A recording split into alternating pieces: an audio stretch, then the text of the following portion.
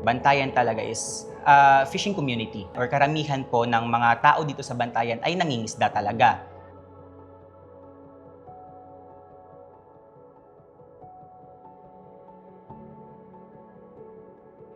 Importante nga kaya mo ang gipanguhaan natong panginabuhi para sa atong pamilya. Basta among gingkuhaan naton sa tanan. Tanan naton para mabuhi kita.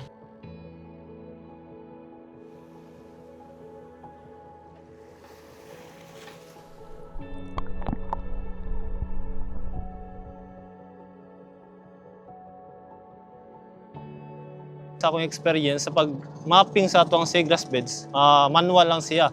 Gitawag nato ganing magamit tag transect line na dayon quadrat, mano-mano siya. Tao ang magamit. So usa siya ka lisod yun nga mga pamaagi. Importante kay na kay kung way taguan, way itlogan ang mga isda sa ila similya. Muminos na ring isda. O sa pani rin ako na pila ka tuigan kung ipaday ng mga sama sa sudsod, mga ibot ang lusay, magkanihit ang isda kaya na may istaranan ang para sa ila similya.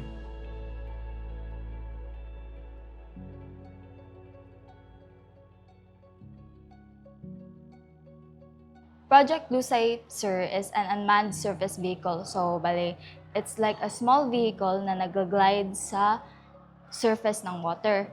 At nagsascan siya sa seafloor at gumagawa siya ng 3D map after scanning. Aside from that, it also monitors the seawater quality at yung 3D map niya ay na-assess ang abundance ng seagrass. 8 feet ang ma-detect sang amon video. Kay ara mini siya camera sa ubos. Ang iya main function is for seagrass mapping. Bali mo video siya sang seafloor niya ang video kay i-cut siya into image, i-process siya para mahimo siya nga 3D. Mas dali siya nga ma-monitor ang aton seafloor. In turn, mahibawan naton ang abundance. Ang seagrasses kay amo siya ang habitat kag food sa mga isda kag other marine organisms. Ang sensors niya kay mo determine sa water quality. Bali nano ang kalidad sa aton kadagatan diri sa Bantayan in terms sa iya pH level, temperature, turbidity. So with Project Lusay po, ang pinaka-main beneficiaries po talaga namin is yung mga fishermen. Kasi dito sa Bantayan, napakaraming mangingisda. At kapag maraming seagrass, in turn, marami din silang makukuha. At kapag marami silang makukuha, mas malaki yung kikitain nila. May mapapakain sila sa kanilang pamilya. Mabitaw ni kinahanglan gid bitaw ang sanctuary para maprotektahan lahat atong dagat kay ang sanctuary dira sila mo mo damo ang isda nga di matugaw. Kung abunda ug healthy ang ato ang seagrass bed, so daghan pud ta og mga isda nga naa dira kay naa diha ang ilang pagkaon og puy-anan.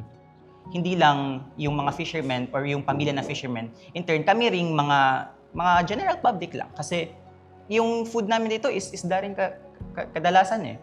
So, hindi lang mas marami yung makakain naming isda, mas barato or mas mura. When we built Project Lusay, we've had multiple challenges. Challenges after challenges. We solve one problem, we encounter 2 or 3 more problems along the way, and to add to that, marami pa talagang mga nade-delay ng mga materials dahil nasa island kami, maraming mga materials na hindi ma-procure. It's difficult in that sense.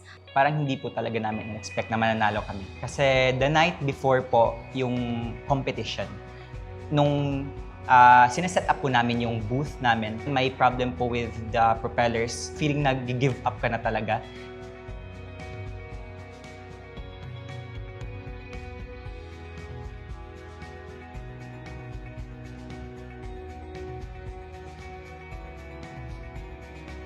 Doon ko mas na-appreciate yung science na kahit pala yung mga problema natin dito sa community, kapag research natin, kapag nilanawakan natin yung perspective natin sa science, masasolve pala talaga.